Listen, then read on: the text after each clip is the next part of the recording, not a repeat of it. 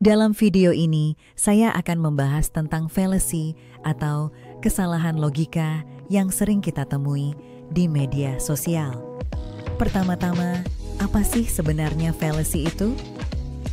Fallacy adalah kesalahan dalam penalaran yang bisa membuat argumen kita jadi lemah. Di dunia digital yang penuh informasi ini, penting bagi kita untuk mengenali dan menghindari fallacy, agar diskusi yang kita lakukan menjadi lebih sehat dan konstruktif.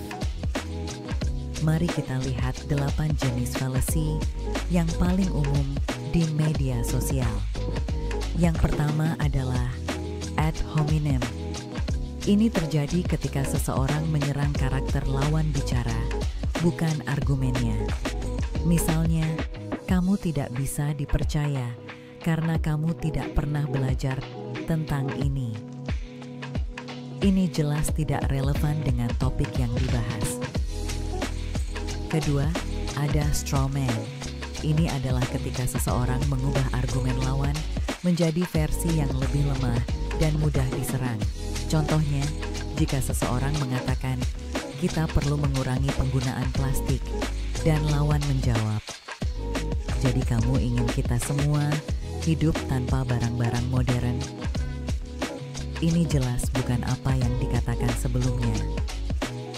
Ketiga, kita punya false dilemma. Ini adalah ketika seseorang menyajikan dua pilihan, seolah-olah itu satu-satunya opsi yang ada. Misalnya, kamu harus memilih antara mendukung kebijakan ini atau membiarkan negara kita hancur. Padahal ada banyak pilihan lain yang bisa dipertimbangkan. Keempat, slippery slope. Ini adalah argumen yang menyatakan bahwa jika kita melakukan satu hal, maka akan ada konsekuensi yang ekstrem. Contohnya, jika kita membiarkan anak-anak bermain video game, mereka akan menjadi kriminal. Ini adalah generalisasi yang tidak berdasar. Selanjutnya ada appeal to authority. Ini terjadi ketika seseorang mengklaim sesuatu benar hanya karena orang terkenal atau berpengaruh mengatakannya. Misalnya, artis ini bilang vaksin berbahaya, jadi pasti benar. Kita harus kritis dan tidak hanya menerima pendapat orang lain tanpa bukti yang jelas. Keenam, hasty generalization. Ini adalah kesalahan ketika seseorang menarik kesimpulan berdasarkan bukti yang tidak cukup.